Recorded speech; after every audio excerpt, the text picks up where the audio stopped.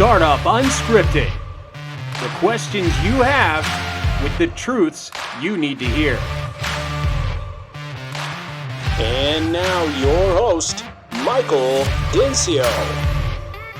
All right, everybody. Thanks again for joining us for another episode of Startup Unscripted. Today is exciting because I'm interviewing someone that I'm a friend of, have been a partner for many years, and she does what I do. So that should perk your ears up. What I do is what she does, but she is the ortho queen, as I call her. There's one thing that I don't do a lot of and try to stay away from is ortho. And I feel like orthos, you get neglected on my program. So today we're giving it to you, orthos, from the famous, I was going to say infamous, that wouldn't be right. Jill Allen with Jill Allen and Associates. Jill, welcome to the program. Thank you for being here. Thanks, Michael. I so appreciate that. And what an honor to be on the show. And I'm excited to be able to share any of my knowledge that I might have on the ortho side with your audience. Oh my gosh. Yeah. I mean, she interviewed me once on her program, and we're doing it on my program, but we got into some stuff that, quite frankly, she was asking me questions. I was like, oh man, this is going to be dangerous because Jill's smarter than I am. So here we go. All right. So Jill, I'm ready for the curveballs. I'm ready for the curveballs. I'm gonna pay you back today. I'm gonna pay you back. Tell us a little bit about you, Jill. I just said you're the ortho queen, but tell us about your company and what you guys do and all that. Yeah. Sure. So I own a consulting firm called Jill Allen and Associates, and I have been in the consulting realm for a little over 17 years now, primarily focusing on startups, doctors and teams who are in business 8 years or less. I do a lot with ortho acquisitions as well, very similar to you. And then I work a lot also on the other shoulder, where I work with a lot of docs who are getting ready to retire. I kind of coin it 8 years to retirement, and we're helping them get their practices built up so that they are going to be ready to sell and get a good number out of that. So that's primarily where I live in the ortho space. Work all over the United States, and ortho is my passion. I've been in the industry for over 30 years now. But I love it. I love everything about it. How did you get into it, Jill? Like what's your background? I think you were clinical for a half second, right? Yeah. So actually, when I got into this, when I first got started, I come from a family where my mom was in the ortho industry. My sister is in the ortho industry. And so when I was young, I started off, like I said, 30 plus years ago. Yeah. I actually started in the sterilization area. So I was the sterilization tech and the lab tech, and just kind of made my way up through the back of the house in the ortho space, became a trainer. And I was very, very fortunate to have worked with orthodontists in my younger years that were really progressive, believed in continuing education, which allowed me to be in front of a lot of the sages in our industry when they were in their prime. And I just knew that I wanted to be a consultant from way back when. And I was the gal that would keep notebooks of like, this works well in an ortho office. That didn't work well in an ortho office, and just kind of made my way through, and then decided at 17 years ago, like, I'm ready. I'm ready to do this. And I really had a passion for startups. That's where I saw in our industry that we had a need, and we just didn't have any consultants specializing in that. And so that's where I jumped in. Dude, it's history. You just, I mean, lots there. I find the best consultants have that real world experience. It's why on the other side of my business, I've hired incredible people that have lived that dental world like you have. And it's just it's a different type of consulting. And so that's an impressive background. It's interesting. This program is all about startups. Yes. And startups are totally like a different breed, different world, different thing.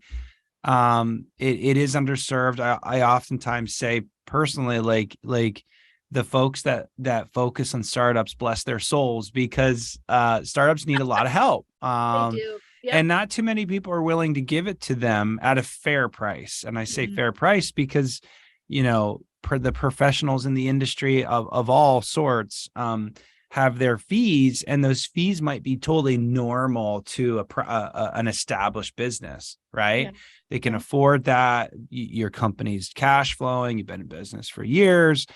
Professional services, no problem. But for a startup, professional services are challenging. And so a lot of work. So let's get into it though with Ortho. So tell us, like, what are like the biggest things that the pitfalls of setting up an ortho that might be different than our world in the GP pedo and such? Like, ortho is just a different beast, and why is it a different beast, and what are the complexities of a startup? And that's a loaded question, I know, but let's just have a conversation about, like, why is ortho different than the rest? Sure. I think when we think about definitely differences within the specialties, I think one of the biggest differences is with an ortho practice, we don't just start off with cash flow. Where on I think the dental side of it, every procedure you produce off of, where for us, we may see 6 new patients in the door, and, a good conversion rate for a startup is 50%. We'll convert 50% of those 6 patients, and they don't pay us up front. They do a down payment, and they do a monthly payment out over the length of treatment. So when we start up an ortho practice, it starts very slow, and it's like a snowball. It grows year after year as our AR continues to grow and our cash flow comes in. But it's a very different animal in that regard. I think even the way we look at the way we market is very different, and who we're going after to get patients coming in our door. We're looking at, the dentists in the area, hoping that they're going to refer to us. We're looking at hopefully pediatric dentists in the area, but we also have to have this super strong online presence where we're going direct to consumer because again, it's about, we need patients coming in the door to be able to hit that conversion to get that cash flow going. Yeah. It's a big funnel. It's a huge funnel. It reminds me of the GPs out there that do really big cases and all on fours, and like, just, it's like you have to do a ton of marketing to convert a smaller percentage. That's interesting. But hasn't that changed in the ortho world a little bit over the years? Like a lot of other specialties, like very similar to pedo, where you would rely on all referrals. But now the business has shifted where the consumer's smart enough to where you market direct. Am I right? Yeah. That's a big part of it. I know when I work with startups and we're setting up our marketing plan, we still want those referrals. Of course. From our dentists and pedos out there. And we still need that community engagement. I always say, in our first year, it's all about, just brand awareness, making people aware that we're another practice out there that they can come to.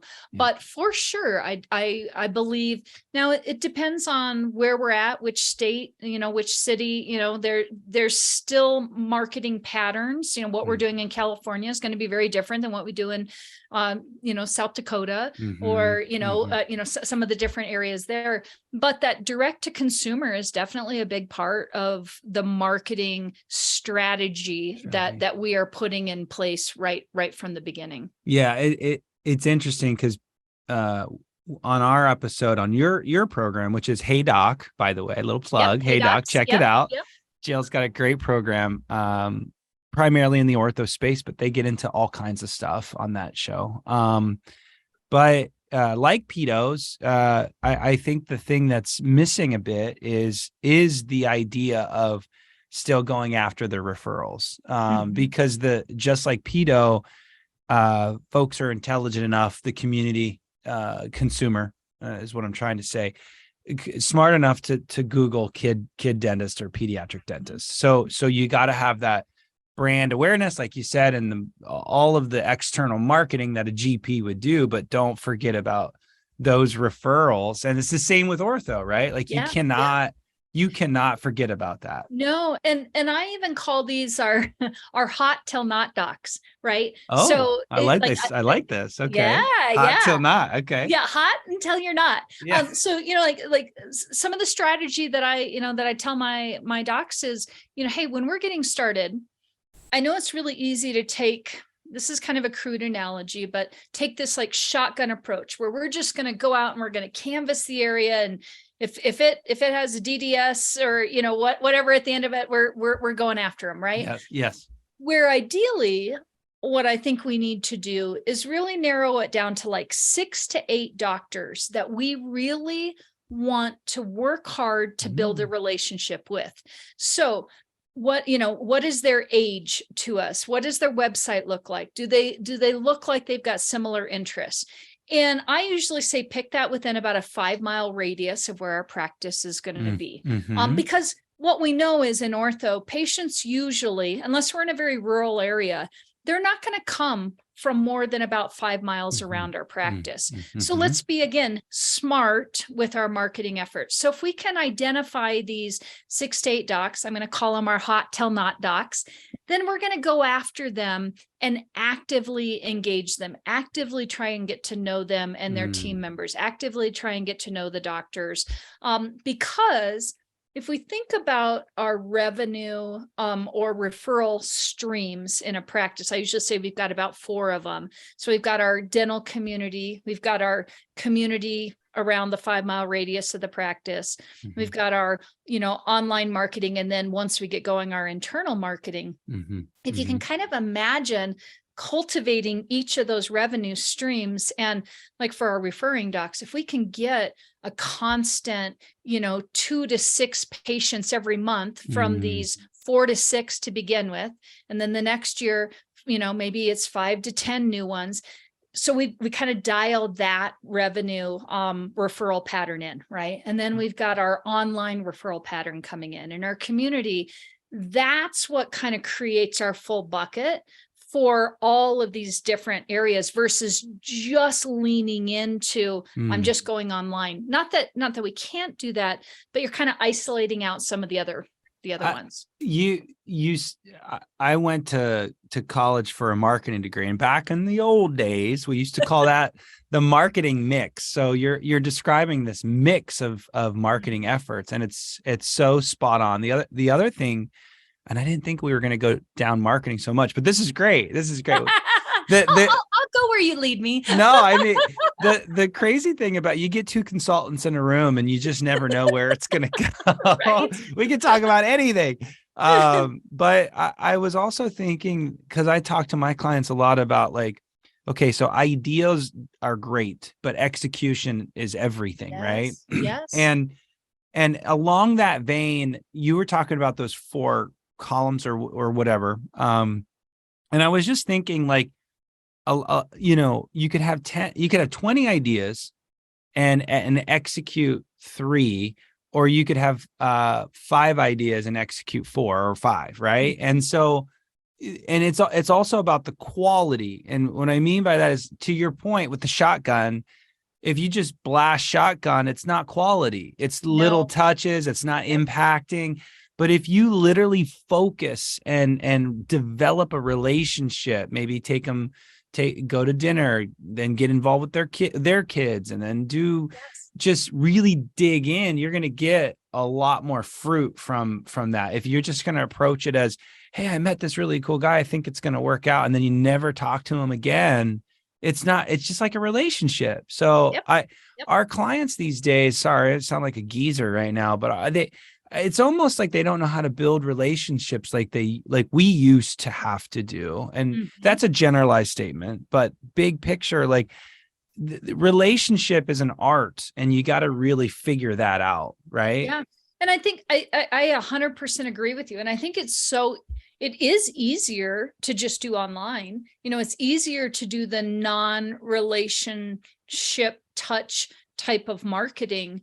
But I think if you're looking for long-term referral patterns, we have to do the work. We have to pour in. And here's something else I say is, don't make it so personal that if somebody just doesn't connect with you or vibe with you, it's okay. I always tell my docs, give them a good year.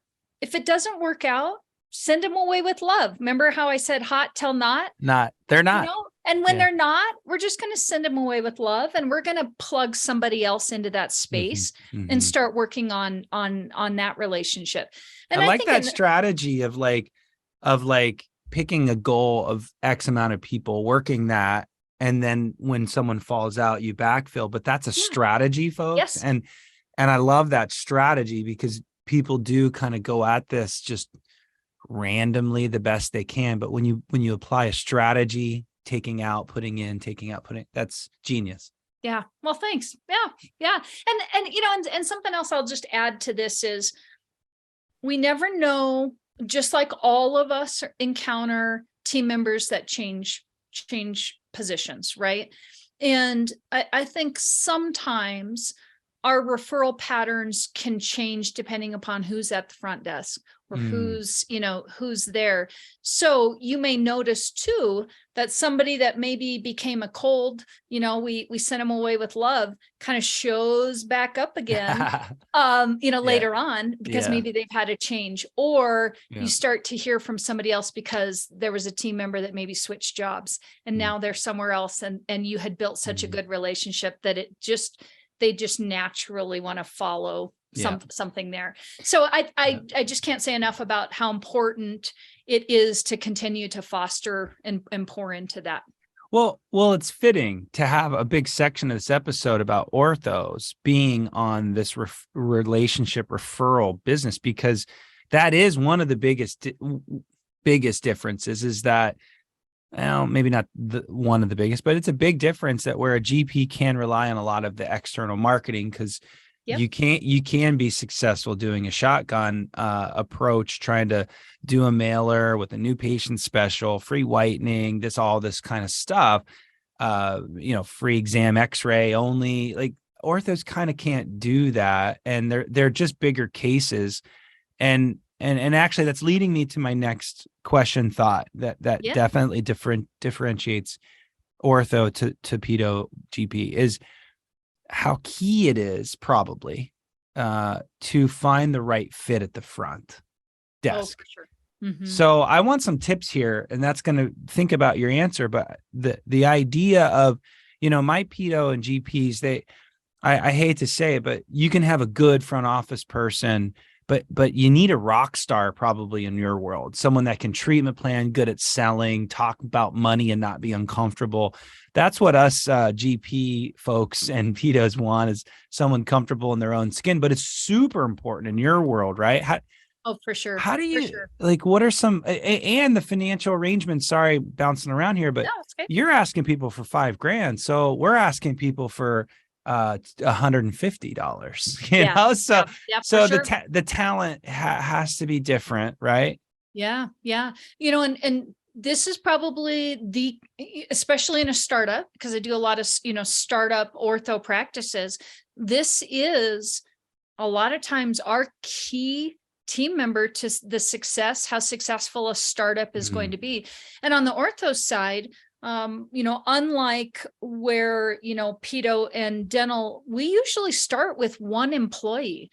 So a lot is riding on that one employee. And first off, I say we look for personality. We look for that person that can be our face and our voice on our phone and can make really great eye contact and connection with our patients and parents when they're walking in the door, and can move them in through a sales process. As we're saying, like you said, we're not even asking for 150 down. We're asking for, maybe $500 down to get somebody started, so we have to also have this person with a personality that's comfortable asking for money that they may not even feel comfortable as a consumer. Think about that. Feel comfortable as a consumer, being able to do. So there definitely is a lot that goes into that first employee and the role that they're covering. And I have a lot of teams and doctors that'll say, well, Jill, should I have somebody that's really experienced in our industry or not? With our consulting team, we train, I would say most of our employees that start with our startup docs don't have any ortho experience, because we're looking for other qualities out of this person. I always say it's like our golden goose. If we find that person that has the ortho skills and, has some ortho knowledge and can do all of this. I mean, that's our unicorn out there. But it's hard to find that. Well, that kind of got me thinking ex-banker money, cash flow, break even. And that's always a question I get with my docs is like, Mike, when am I going to break even? And the truth of the matter is in GP for sure, pedo a little harder because the annual patient value is less. I keep going back to pedo because Jill and I partner on pedo stuff. And so it's important to note that. But, we can break even pretty quick because we are collecting that money in a 35 to 45 day window. Again, back to the insurance game that orthos don't have to play. But like the break even point, in my opinion, can be as soon as 6 months sometimes. I'm sitting here thinking, how the hell do orthos do this when what's that look like? Lots of working capital. Yeah. And not enough. Enough. No, for sure. So, just some kind of basic ortho numbers that, that I'll throw out. So usually in an ortho practice, we're looking at maybe doing 300,000 minimum in production in our first year. Wow. But we're only collecting half of that. So kind of a good rule of thumb in ortho is what we produce in 1 year, we collect over 2. Because again, remember I was saying, we do downs and monthlies and, we're collecting over a period of time. So when you average it out, what you produce in 1 year, you collect over 2. So wow. that 150 that we're going to bring in is just going to be enough to cover baseline expenses for the startup business. It's covering one employee. The doctor is taking no income out of this, and any money, if there is any extra, which there's not in the first year, if there was any, my suggestion for my docs is always pour it right back into the business, into marketing. Now, year 2, see, remember how I was saying how we kind of have a snowball? Year 2, we should probably, produce around 600,000. We're going to collect around 300. We're going to have another employee. We'll have a little extra, but I still don't suggest that my docs pull any income out. Oh, man. Yeah. So for us, cash flowing, we're probably not until into year 3, into 4, before we're really feeling good if we're hitting our numbers that we're looking for. Wow. Folks, so when you talk about, I should have been an ortho, I want you to consider what she just said, because I could not imagine not breaking even for 24 months. I couldn't imagine that. Along that vein, along that vein, we talked, I just still getting my head around that. That associate position is so key for orthos. It has to be so key because to not break even, you have to have a solid associate position. Just like I tell all of you folks in my audience that, don't quit your day job, or don't quit your job until the business is supporting. But that's interesting. So big picture, a lot more is on the line, but it's funny because the second year in my world is actually worse than the first year, ironically, Interesting. I want to paint that picture real quick. So folks, imagine doing a startup, and we're going to do about 400 in the first year ish, on average. Okay. And you're going to collect all 400, right? If you're slower, you could be in the 300s, but still you collect all 300, not 150. But you're also working as an associate, making maybe 50 grand. So that's an extra 50 grand or whatever, maybe even 75 if you're a bigger producer. But you got free rent, usually. You got a lot of working capital. You got a discounted loan payment. And again, you've got that other job. So the second year, I always have my folks, no, I don't have them, but they always quit in the first year because they don't want to work for the man still. That's why they're doing a startup. They want to quit. They hate their job. So they always quit prematurely. So it's 6 months, 8 months, maybe a year if I'm lucky.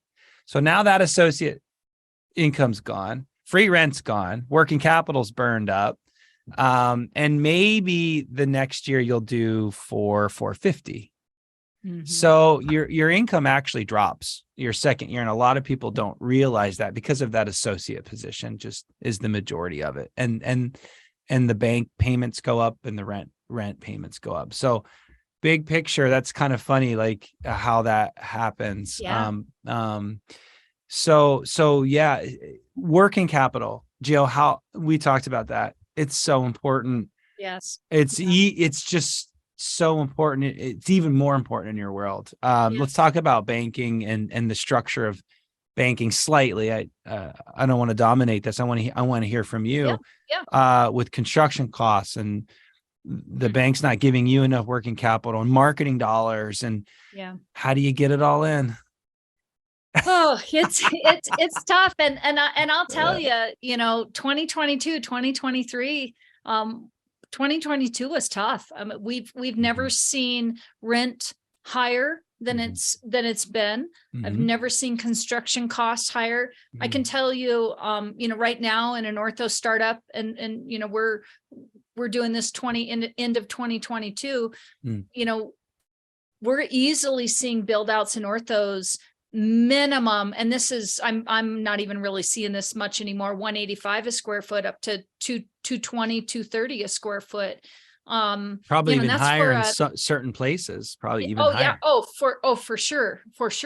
And we're only talking 1,500 to 2,500 square foot space. So when you look at the banks that are lending for an ortho practice, 750, 800 max right now, you can do some quick math and see how much of that is just going out in construction. Then what do you have left? We still have to buy equipment, and we still have to, come up with our marketing budget, and, all of those different things. And it's definitely it's tough right now.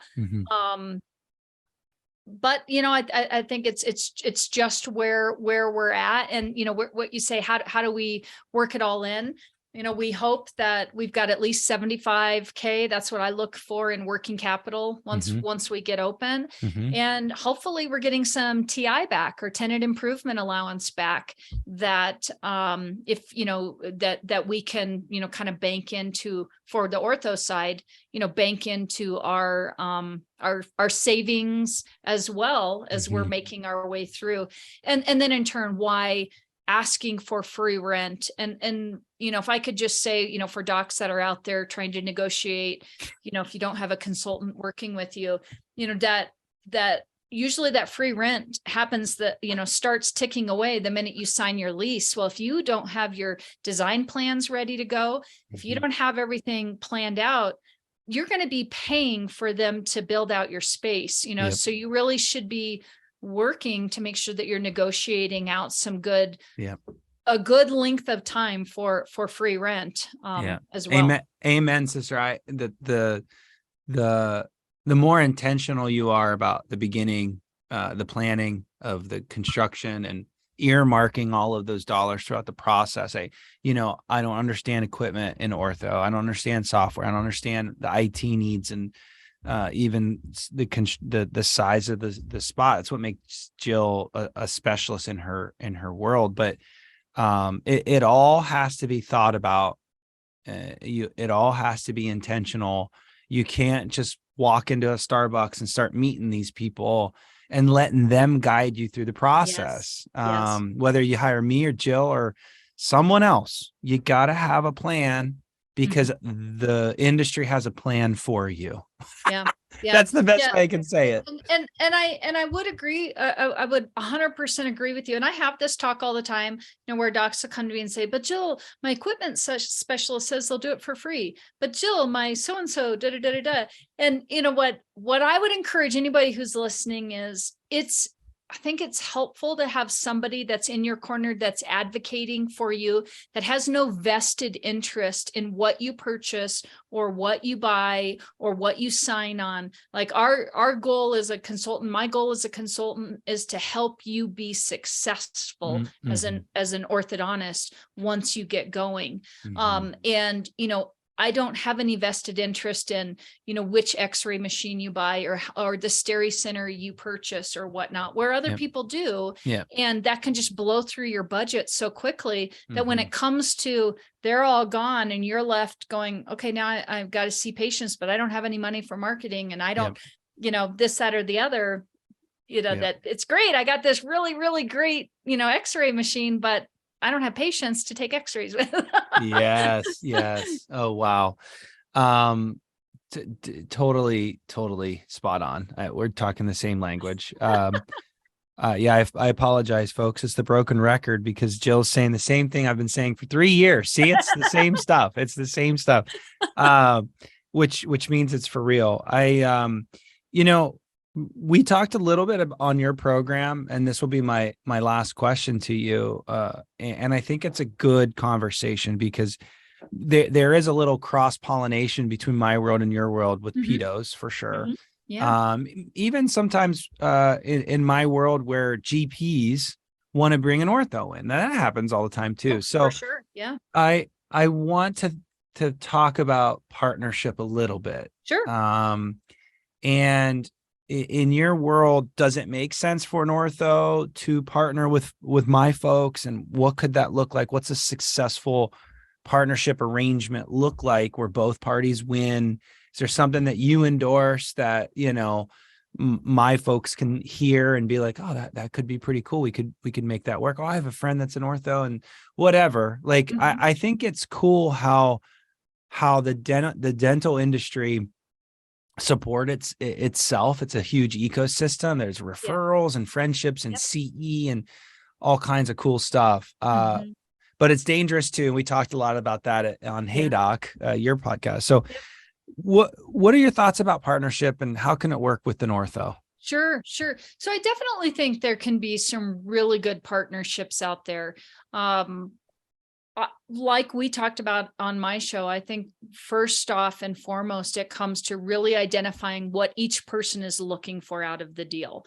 And I think from the dental side of it, understanding that ortho will not be a cash cow right out of the gate. And I think that that's probably the biggest misconception that I see when I have orthodontists that are going to be partnering with a dental practice or a pedo practice or some type of a multi-specialty location where they come in and the dental side is like, oh my gosh, they're just not cash flowing, right away. And I think that that's something we just have to understand. You heard me say this already. It can take up to 3 years to really get that momentum going. I think the other thing that you have to really understand, even though it's a partnership, is that as a dental or a pedo practice, do you have enough to feed to be the only referral source for this ortho?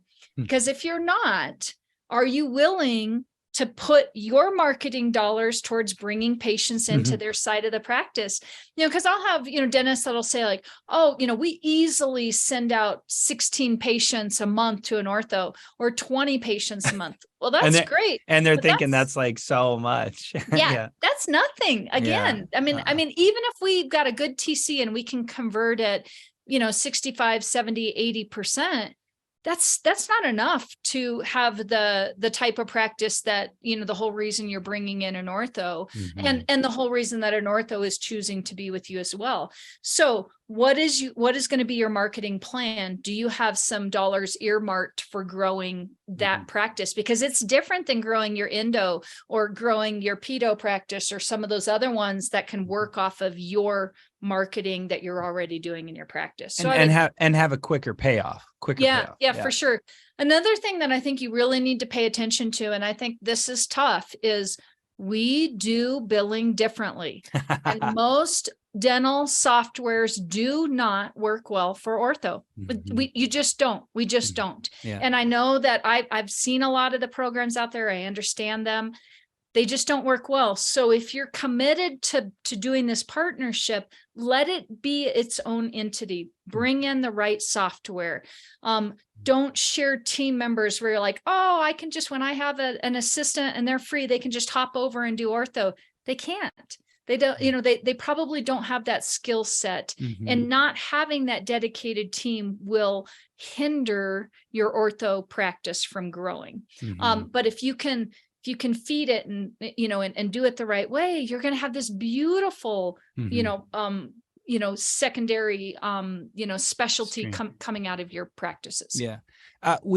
I oftentimes think with these types of partnerships, pedo, ortho, bringing an implant person, like you think about all these the GP is kind of like a hub, a wheel that gets to send out.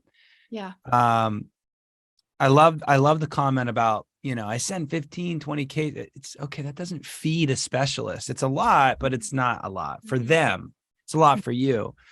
Couple things. You're going to alienate your other referral partners by partnering. So if you're a GP bringing in an ortho, now all the GPs don't want to send any work over to your ortho partner. So got to think about that.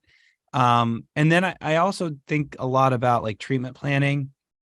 And again, we talked a little bit about this on your show, and that was that, your GP crew, the culture has to be smart and sharp enough to diagnose and have smart conversations. And if they're not, maybe the 20 leads could be 40 if they were better. If that makes sense. You were saying 15 referral, that's a lot. Yeah, but it could have been, dude, you see 15 people today. Yeah. In your hygiene department. How many of those people have issues that could be fixed with not just cosmetic, but airway, right? And so being smarter about that. So if you're going to partner, there needs to be more collaboration on probably clinically cross-training. The teams need to be smart about your business if you're going to do something like that. Yeah, for sure. And I would say even I love your train of thought where you're going here, because I also see where we run into problems where, well, we sent you 16, patients, but, some of them didn't have the restorative plan done yet. Some of them didn't have this, that, or the other. And it's like, but why aren't you starting them all? Well, so again, we want to really make sure. We need that crown on there if you're going to put a bracket. We can't do that, that Invisalign scan or that this, that, or the other if we still have restorative work. So true. I think it's, and a lot of times it's a breakdown even within the teams. They're excited to want to be able to refer, but maybe it's not as strong a referral. So if you can get your protocols in place to make it so that there's really good synergy between, the specialties that will just really, really help there. Folks, I hope this opened your mind up, because we talk so much about ortho, but it's all multi-specialty. It could be ortho thinking about GP or pedo. It could be GP thinking about periodontist or whatever. You got your business to worry about to set up, which is a whole beast in itself. But then you have to think about, how do I make this partnership equally as beneficial? So it's just more to think about, more to plan, more to synergize on. Of course, you have more marketing dollars. Of course, you have some overhead that you can share. Those are some benefits, but big picture, if you do not execute the plan properly, think through some of these things with the help of someone like Jill or I, it's just two semi-decent startups that the benefits don't outweigh the what am I trying to say? The challenges. So And I think if I could just add what I then see and we see this a lot, unfortunately, is just this lackluster experience and maybe even some sour taste in your mouth about, that didn't work well. That wasn't great. Ortho's horrible, or pedo's horrible, or blah, blah, blah, blah, blah. And really, it probably wasn't that at all. It was just the execution in the beginning that didn't have a good planning. Is really, I think, and we've seen that across any company. You go into a store or a restaurant and you have an amazing server. They love them. They're sweet. They're smiling. They're, interacting with your kids, and then the food comes out and it's crap. or the opposite, right? And it just ruins the 5-star rating and all of that effort for nothing. If you don't execute on the things you need to, then it's all a lot for nothing. And that's super unfortunate. Well, Jill, I hate to do this. We're running short on time. I get it. This was great. Thank you. We could talk all day. How do people get a hold of you? Again, we've already referenced Hey Doc. We'll have that information below in the show notes, but just, final thoughts on how to get a hold of you. Yeah. So if you've got questions about ortho, I'm always happy to do free consultations and just be, just a lifeline out there in the ortho realm. I do lots and lots and lots of calls with doctors in all different areas. So if you want to check out the website, it's www.practiceresults.com. Name of the company is Jill Allen and Associates. And if you want to hear a podcast that's a little more ortho focused, it would be Hey Docs. And you can find that on any of the, in any of the sites out there. The World Wide Web. The World Wide Web. The World Wide Web. I'll have all that information below. Jill, it's a pleasure. Folks, don't call me if you're an ortho. Jill's going to be way better suited. But you're in great hands. So, thanks for being a part of the program. Yes. Thank you. And, let's do this again. Okay. I'd love it. Thank you. All right, Jill, take care. Thanks for doing the show. Thanks for listening. Tune in next week for another truth-filled episode of Startup Uncensored.